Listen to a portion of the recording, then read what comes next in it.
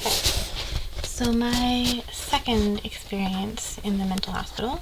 If you didn't see my previous video, I just uploaded one about my first experience, so this will be my second experience.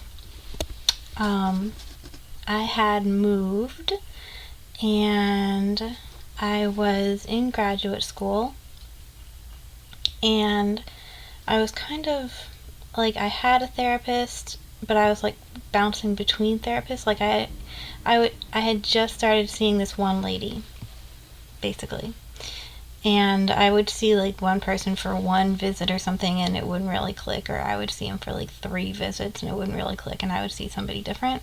So I was in that stage of therapy where you don't really have a stable therapist.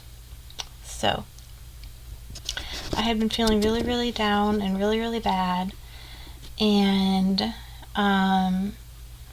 I got an email from the insurance company one day, and it was like an explanation of benefits.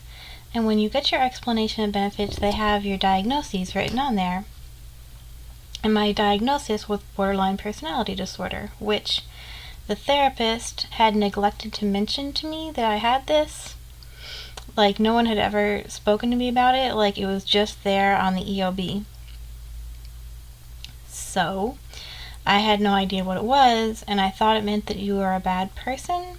Like, because without your personality, what's left? I thought they were just saying I had a bad personality, which is not what borderline personality disorder is, but I had no idea.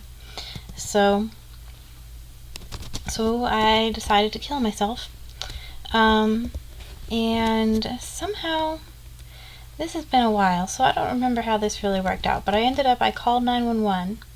No, I didn't call 911. I called the primary care doctor because I didn't have a psychiatrist. I called primary care and I said, hey, I just got put on a new antidepressant, because I had just been put on a new antidepressant, and it's making me feel a lot more suicidal than I had felt before. So they called 911 and the cops came out, and the cops brought me to the hospital, the ER, and at the ER they said, you're fine, what is wrong with you for coming in? And I said, I'm really sorry, but like, I got brought here in an ambulance, like, how am I gonna get home? And they were like, they said to me, this is like going to a party, you have to have a plan for how you're gonna get home. So yeah, they said that.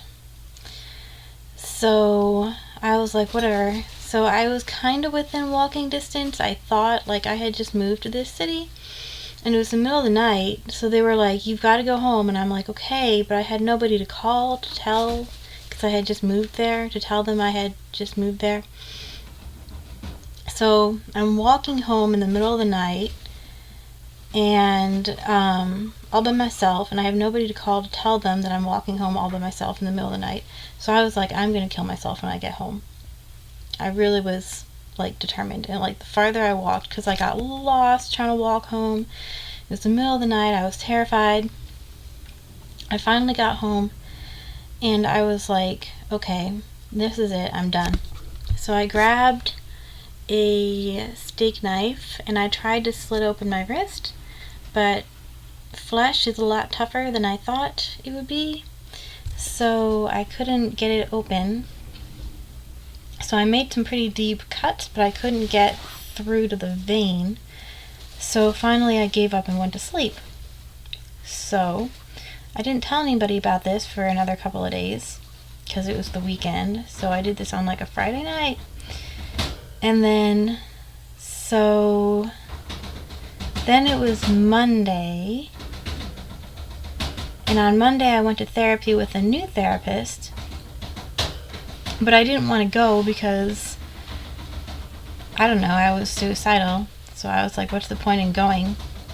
But then I found out that if I didn't go, I would have to pay like an $80 cancellation fee. So I was like, whatever, I'll show up. So I showed up at the therapy. In just a second, my guinea pig's chewing at his cage again. Okay, Sorry about that.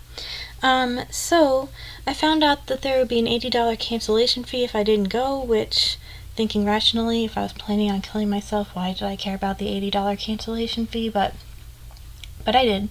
So I went to the therapy, and I didn't buckle my seatbelt on the way there, which I remember being like, haha, I'm not buckling my seatbelt.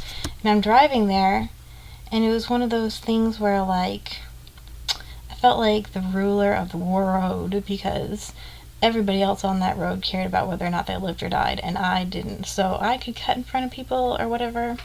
I don't know, I was driving like a maniac. So I got to, which is not a good idea, don't do that. You could have hurt somebody else, which will make your situation a whole lot worse. So anyway, so I got to therapy, and the lady's like, how are you? And I'm like, I'm great, what's up? And so eventually, after like half an hour, I just cracked, and I'm like, this is what happened. And I went to the emergency room, and they told me I had to go home, and I had no way to get home, and so I had to walk home. And they told me it was like going to a party, and they told me I was irresponsible for not having a plan for how to get home, and they told me all these horrible things. And so she was like, she called somebody else in who was like the head of the therapy thing, because like this guy had a bunch of counselors working under him, and one of the counselors working under him was my counselor. So she called the head counselor guy, and he came in, and he's like, are you okay? And the therapist was like, she doesn't feel safe going home. And the guy said, is that true? And I said, look, I just don't care if I feel safe going home. And so they called an ambulance, and so I had to go to the hospital. And I was like convinced that everybody thought I had a personality disorder, so everybody thought I was a bad person. And so I was like, all I wanted to do was die anyway. So I felt bad taking up a bed, because I was taking up a bed. Other people might want to get there and live, and I did not want to live. And so I had to go to this room full of people, and they were like, do you have any plans for your life? And I'm like, die young. Like, I was just mad at everybody for making me be there, and I was upset, and I was pretty convinced that since I didn't want to live, they weren't going to try to help me live. So yeah, so that happened. And so I was wildly suicidal for a few days, and then eventually, gradually, things got better. The people there were really nice, and so they let me go after a little while. I'm not sure how long I was there. But it was a really small facility, and we had to do like exercises, which meant we would just walk around in a circle around the facility. And I made really good friends there again, because I could be pretty expressive and be like, oh my gosh, I want to kill myself, and other people would be like, yeah, we get it. As opposed to in normal life, where people will freak out if you say that. Yeah. So that was my second experience at the mental hospital.